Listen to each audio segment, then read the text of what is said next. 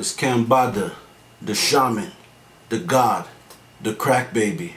And right now you're tuned in to Kofi's Universe, the #1 and most truest source for hip hop news, reaction videos, sports, black culture, and much, much more. If you haven't already subscribed, hit that subscribe button now.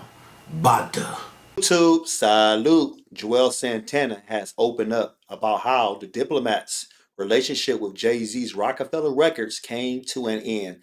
Let's talk about it. If you're new to my channel, thumbs up the video, hit the subscribe button, click the bell icon to be notified when I upload new content live. Check out my Black Panther Wakanda Forever reaction and Nas KD3 King's Disease 3. My reaction and review will be up in a few, so check that out soon.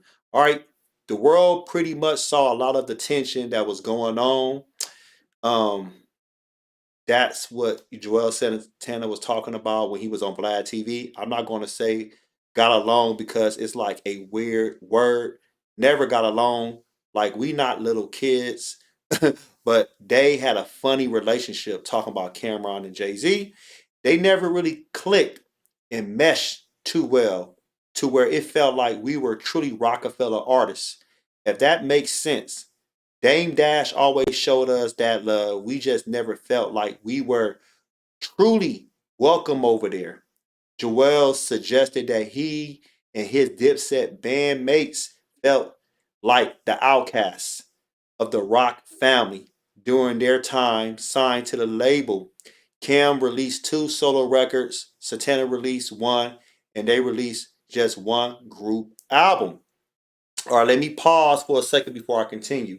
So Cameron was signed in 2001 and he released Come Home With Me in 2002. All right, that album went platinum. And remember, Dame Dash offered him the VP of Roc-a-Fella Records.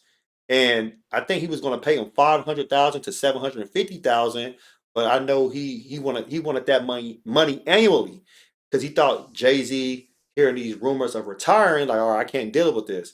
And I know Jay-Z felt some type of way when Dame Dash offered him that position because it's like, dude, how you gonna offer him that position? I don't want that dude being the VP, and that was causing problems and tension already with that. And Jay-Z was featured on the Welcome to New York City, right? All right, we know about that. Cameron was featured on the Blueprint 2. Was he featured on that? No, he wasn't featured on that track. I'm tripping. Duh. No, he wasn't.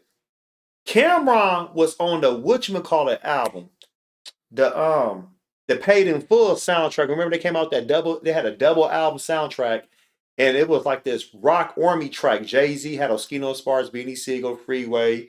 Cameron was on that track, and he also was on the We Are the Champions track, which was Twista, Beanie Siegel, Young Chris, and Cameron. Cameron killed that verse too. So I'm saying, so they had their Dipset album. That was a tight album. Juelz Santana album was nice, but they really they really did feel like the outcasts because think about it. You didn't hear them on no State Property albums. Yeah, they was on Young Gun's album. Um, Freeway was on the Diplomats album, with that Juelz Santana track. Cameron was on Benny Siegel, the Becoming album, Wanted Dead or Alive, but that was really it. Like they really wasn't like trying to like, oh yeah, we over here with the Diplomats. Like I'm not saying State Property had beef with them. No, I'm talking about like Jay-Z and Memphis Bleak wasn't messing with them like that. They really wasn't messing with them like that. So he is right. Let's continue. I think it worked out. I think it was all in God's plans. He added, suggesting there is no bad blood these days. If anything, it was a good move for the group. I actually ended up staying on Def Jam. For me, I was already on a major label, so to go backwards would hurt me at that time. He decided to stick it out at Def Jam in order to keep the major label support, but was more on Dame Dash's side than Ho's side. Yeah, that's true. So check out that interview when you get a chance. It did work out for everybody how it was supposed to work out. I ain't mad at nobody because at the end of the day, everything happened for reasons. You know, it's life lessons. Steve Harvey said this one time. People get mad when they feel like the blessings is not there. Like, oh, that's dirt. Well, dirt is fertilizer. It allows flowers to grow. vegetation, when it comes for like fruits and vegetables, agriculture, so always look at the blessing in the skies. Yes, it would have probably been better if Jay-Z would have probably supported them, but we already know it was a situation between Jay-Z and Dame Dash. That's why Jay-Z didn't really back that up. Because Jay-Z was really what state property only because of it was benefiting him when he was going at Nas. When he had problems with Nas and Jada Kid, that's when he allowed, oh y'all want to be down? Well, do this for me. So Jay-Z's an opportunist. He is an opportunist. I ain't knocking him, but he is an opportunist. So at the end of the day, did he keep anybody from state property? Yeah. He kept Freeway. He kept the Young Guns around. Petey Crack stayed, but at the same time, he didn't even release a solo album. So look at that. Kanye West went with Jay-Z. He should have stayed loyal to Dame Dash, but that's another story for another time. Let me know how y'all feel with Juelz Santana talking about diplomats and how they felt like the outcasts over there on Roc-a-Fella Records. Post your comments below. Hulk smash.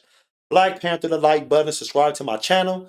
Click the bell icon to be notified when I upload new content and go live. If you want to support and donate to the channel, I have Patreon. Patreon.com/KofiUniverse. Venmo, Cash App, PayPal, Streamlabs. Everything's in the description. Until next time, salute.